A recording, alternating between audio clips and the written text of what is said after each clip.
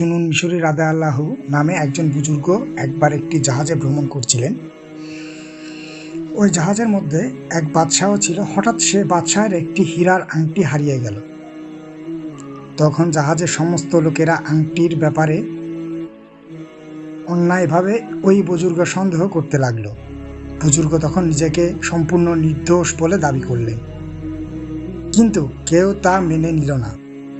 পরিশেষে তিনি নিজের নির্দোষতা প্রমাণ করার জন্য আল্লাহর পাকের দরবারে দোয়া করলেন।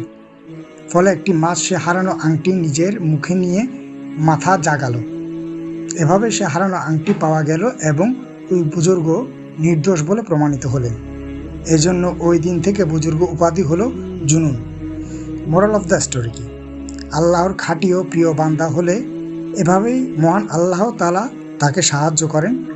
তাই এ ধরনের ঘটনা থেকে আমরা ওই শিক্ষা অর্জন করতে পারি যে যখনই আমরা কোনো বিপদের সম্মুখীন হবে তখন মহান স্রষ্টা আল্লাহ তাআলার দরবারে প্রার্থনা করব, কারণ একমাত্র তিনিই পারেন আমাদের সকল বিপদ থেকে রক্ষা করতে। ভালো থাকবেন সবাই। আসসালামু আলাইকুম।